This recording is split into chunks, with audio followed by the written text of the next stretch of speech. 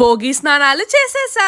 ఈ రోజు అందరికన్నా ఫస్ట్ నేనే లేచాను. అది 4 గంటలకంతా. ఈ క్లాక్ కాస్త ఫాస్ట్. ఇక వర్షినిది లక్ష్మిది ఫోన్స్ తీసి పెట్టేసుకున్నాను. అప్పుడే నైట్ త్వరగా పడుకుంటారని ఫోన్స్ తీసుకోవడం వల్ల 10 గంటలకంతా పడుకుంటుపోయారు. నేను ఈ చలిలో కూడా వీళ్ళు ఏసీ వేసుకున్నారు చూడండి. గ్రేట్. ఇక లేచారు కదా, అరగంట వరకు అలా నిద్రమత్తులో కూర్చొని ఉంటారు. అంతలో నేను ఇల్లు గుమ్మాలు తుడిచేసి నలుగు పిండి రెడీ చేసేసాను. పెసల powder, rice flour, besan flour, పసుపు, ఇక నలపమరాది తైలం, ఇక నువ్వుల నూనె ఇదంతా కలిపి ఒక పేస్ట్ లా చేసేసాను. అమ్మాయి మాకు నలుగు రాసింది. నలుగు రాసి మేము స్నానాలు అవి చేసేసి రెడీ అయిపోయాం. బయట మేము భోగి మంట పెడదామని బయలుదేరాం. కానీ బయట చూస్తే వామ్మో చాలా పొగ. ఆల్రెడీ చాలా మంది భోగి మంట పెట్టి చాలా పొగ వచ్చేసింది. ఇక మనం కూడా ఎందుకు పెట్టడం అనేసి ఆల్రెడీ పెట్టిన వాళ్ళది వెళ్ళి మేము దండం పెట్టుకొని వచ్చేసాము. ఇక్కడ పిల్లలైతే ఈ డ్రమ్స్ కొడుతున్నారు. నాకు ఈ రోజే తెలిసింది ఏంటంటే చిన్నప్పుడు అందరికి ఇలా డ్రమ్స్ కొనిస్తారంట కదా. నాకు ఇంతవరకు మా అమ్మ కొనిచ్చిందే లేదు. మీ చిన్నప్పుడు కూడా ఇలా డ్రమ్స్ కొనిచ్చారా? కమెంట్ చేయండి.